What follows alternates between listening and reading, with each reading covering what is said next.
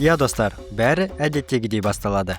Сәлем, бұл мен, Әйгерім, және осы жылы біз Шри-Ланка мен Өзбекстанда болдық. Келесі елге ақша жиналғанша, біз осы тұрған Бурабайға барып келейін деп шештік. Ал, кеттік.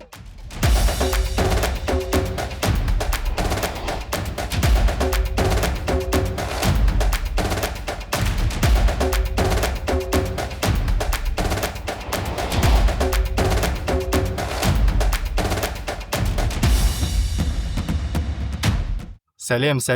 Негізі біз Бурабайға жыл сайын барып тұрамыз. Біріншіден Көкшетауға өте жақын, небәрі 1 сағаттық жол 80 километр.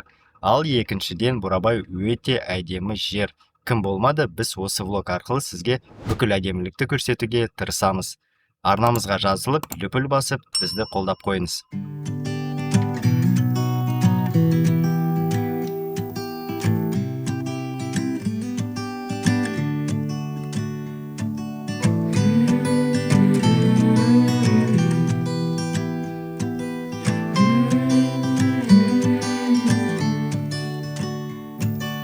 These days are running slow.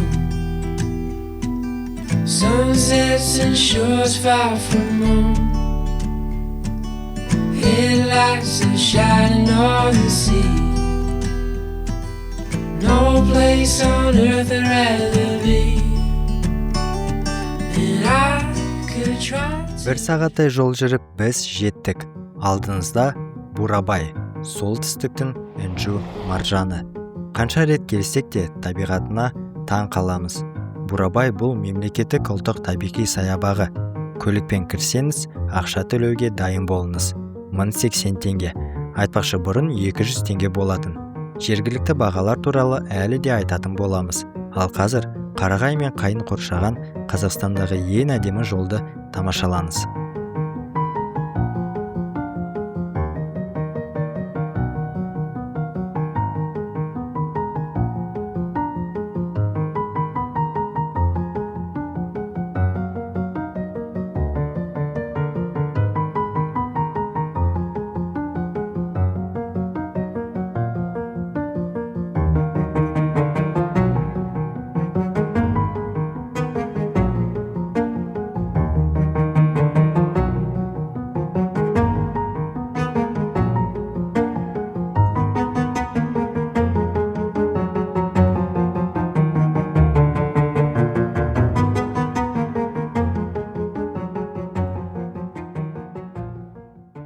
Айтпақшы Бурабайды екінші Швейцария деп атайды. Шынымен табиғаты өте ұқсас, әдемі, бірақ ең бастысы ол әрине бағалар. Осында Швейцариядағыдай өте қымбат. Мысалы біз букингте бөлмелерді қарағанбыз, бір күнге ең арзаны 12.900 теңге. Және ондай бағаға бірнеше вариант қана бар. Орташа 25-30 мың теңге, ал ең қымбаты әрине Риксис, бір күнге 160 мың теңге. Және осы видео Риксистан емес, бізде жай ғана палатка, бір күнге 0 теңге.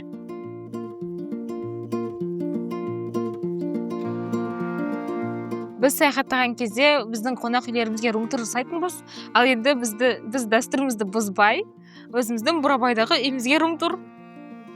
Мұнда бізде осындай жататын орын бар, төсек, 2 адамға. Үйден осындай төсектерімізді алып келдік. Бұны Сұлтан 4-5 жыл бұрын алған, 16 мың теңгеге. Мұнда бізде үстіде вентиляция бар, таза ауа кіретін. Ал мұнда бізде кухня, осындай үлкен столымыз бар, 2 орындықтар. Бұны кеше Сұлтан 13 мың теңгеге алған. Және кеше ол газ плита алды. Бұны кешке қарай шай ішіп көрсетеміз. Ал қазір біз тамағымызды ішіп, Бурабайды аралауға барамыз. Қазір сағат 2 және міне біздің Әйгерім екеуміздің түскі асымыз. Салат, пісірілген жұмыртқа, шпроты бар. Бәрі өте дәмді. Негізі қалай сен бағана айттың, табиғатта? Табиғатта тамақ жеу ерекше, басқаша. Өте дәмді. Бізге ас болсын.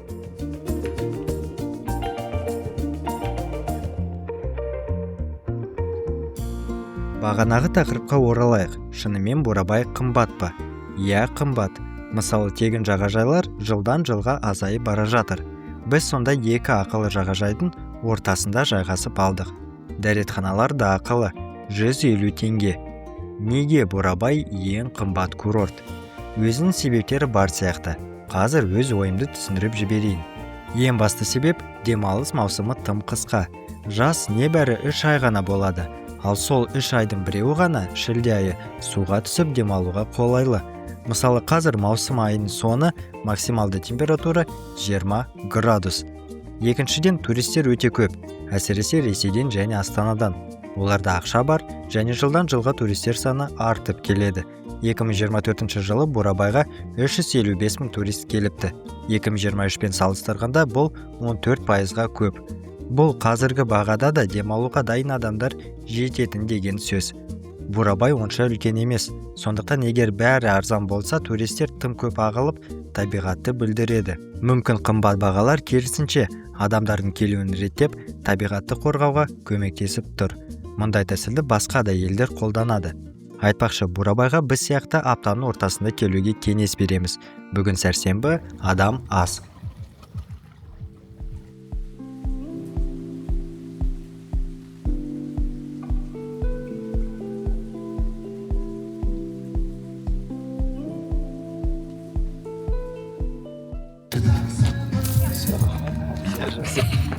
Влог ютубқа. Ютубың бар ма? Ну-ка давай. Сен Көкшетаудансың ба? Иә. Бір подписчик. Біздің аккаунт. Рахмет. Рахмет.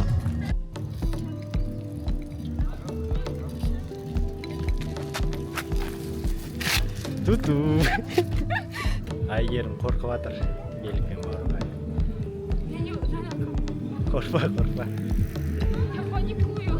Когда вижу ее. Кайф.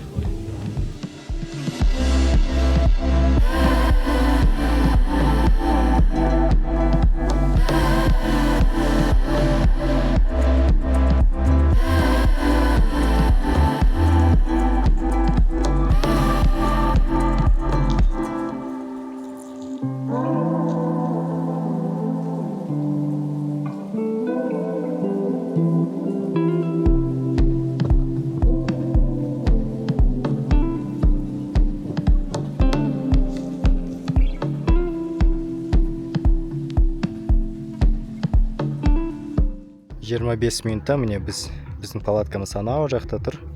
Біз міне былай айналып осы жерге келдік. Қалай екен? Шаршадың ба? Мен аяғым қатты ауырайын деп жатыр.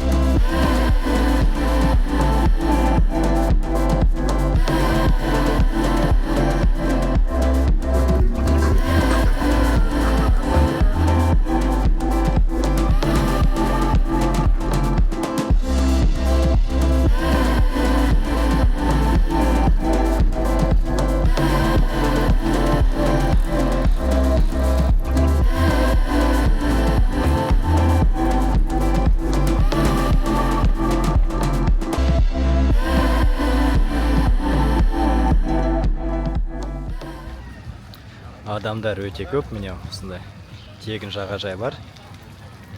Бәрі міне мұнда отыр.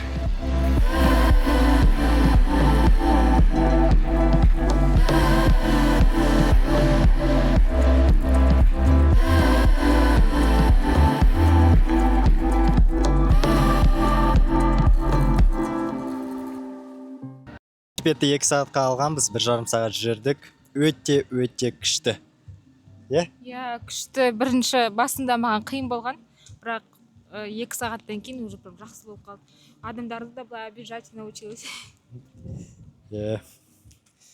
Енді өзіміздің үйімізге бар жатырмыз. Үйде жай ғана қалдырдық біз. Білмеймін, ешкім тескен жоқ шығар. Әне тұр. Үстеліміз тұр. рюкзак тұр, штатив бар. Ең бастысы ол қарбыз. Мен қарбызды әдей тығып қойғам. Су бәрі тұр. Үстеліміз тұр. Қарбызымыз орында. Міне қазір қарбыздың уақыты келді. Суық.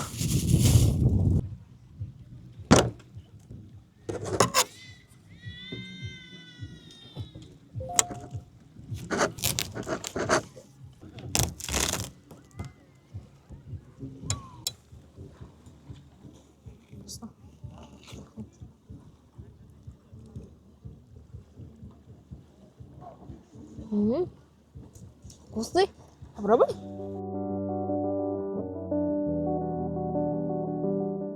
Қараңыз, осындай газ плитаны алғам. Кішкентай баллоны бар. Газ плита өзі 2500 теңгедей тұрады. Баллон 500 теңге бір баллон. Және кішкене ыңғайсыз екен. Кішкентай мынандай ауыр шайнекті үстелге қоя алмадым. Ұстамайды плита. Сондықтан міне осылай құмға істедім.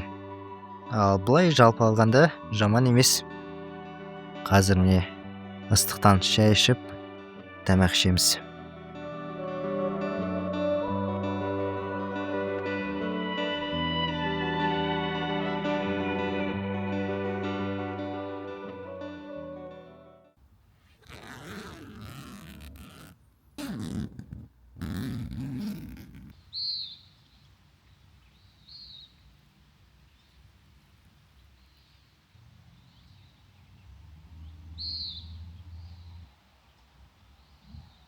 Қайырлы таң достар, біз міне палатканы шатырды жинап, бүкіл заттарымызды алып, қазір маралдарды көруге бара жатырмыз. Кеше түнде айтпақшы суық болды, суық болды. Бірақ табиғатта осылай ұйықтау керемет.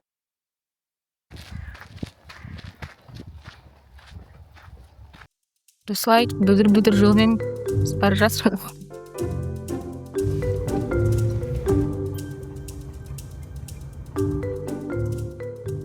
Соңғы жылдары Бурабайда маралдар фермасы өте танымал болып кетті. Ақмарал фермасы Бурабайдан 10 шақырым жерде орналасқан. Қазір бәрін көрсетеміз.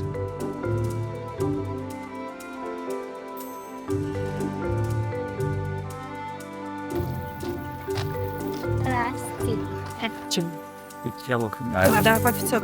Их кормить? Да, по 500 тенге яблочки. Давайте. 2. Давайте.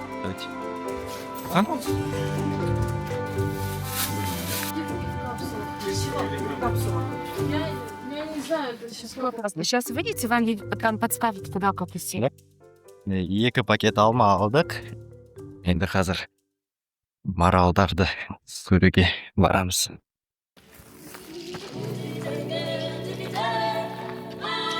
С детьми осторожно. Асы. Қарақал күшті. Вау.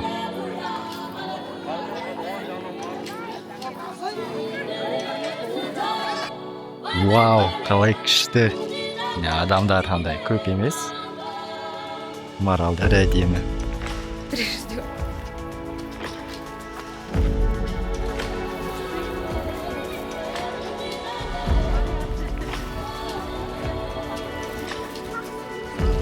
Просит. Жан.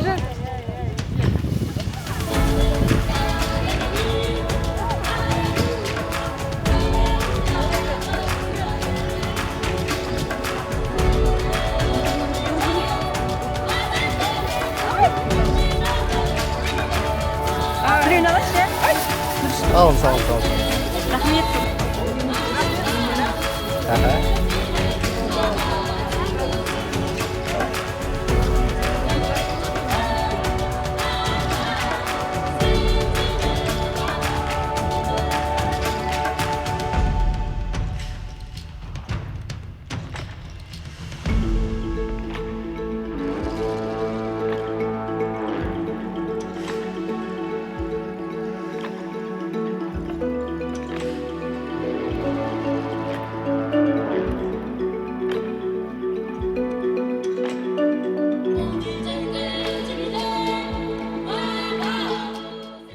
Иә достар, осындай жерге келгенімізге еш өкінбедік. Ақмарал фермасы Жапониядағы бұғылар еркін жүретін әйгілі Нара паркінен кем емес.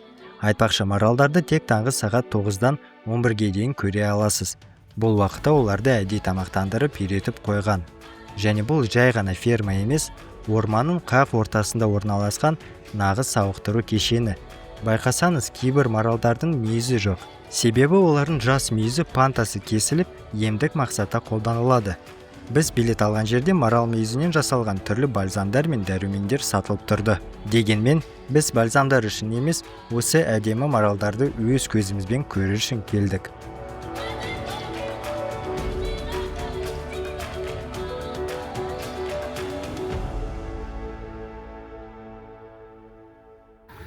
Ойнап жатыр бар, мамасымен қарқыра.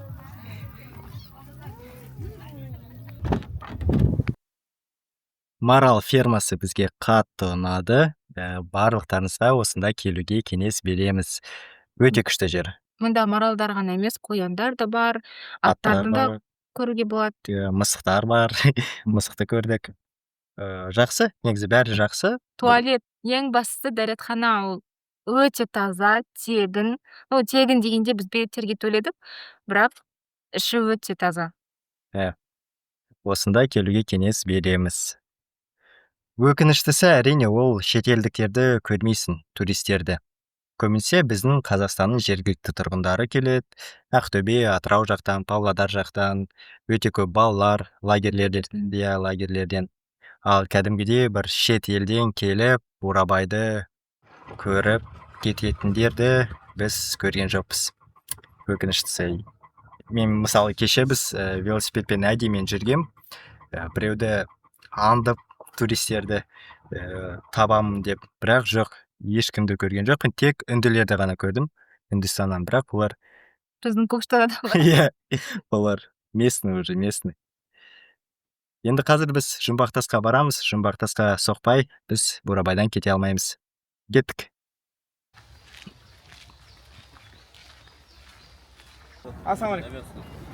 Чем это спасет?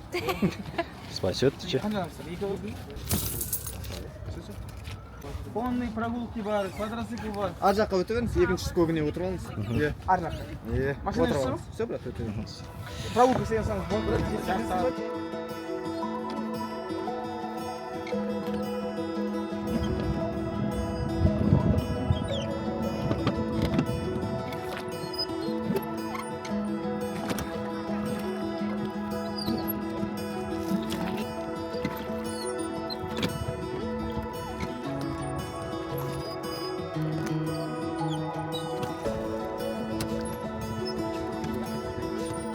Жұмбақтасқа біз мінбедік. Неге? Өйткені адам өте көп болды. Достар, демалу маусымы жаңа ғана басталды. Ал бүгін сәрсенбі күннің өзі осынша халық жиналды. Демалыс күндері не болатын өзіңіз елестете беріңіз. Біз уақытты босқа кетірмей Жұмбақтасты айналып өтуді шештік. Бурабайдың қандай керемет жер екеніне тағы да көзім жетті. Бірақ қаранышы Жұмбақтас міне. Бүкіл Жұмбақтас бір не сияқты? Черновик сияқты. Жазулар, жан-жақтан қарасандар, тек жазулар көрініп тұр. Вандализм мәдениетсіздіктің белгісі. Иә достар, осындай әдемілікті сақтап қалу үшін бар күшімізді салуымыз керек. Бурабай шынымен Қазақстандағы ең әдемі жерлердің бірі. Осы влогтың мақсаты Қазақстанның ішкі туризмін көрсету болды. Влогымыз ұнаса, арнамызға жазылып, лүпіл басып, қолдап қойыңыз. Келесі видеода көріскенше.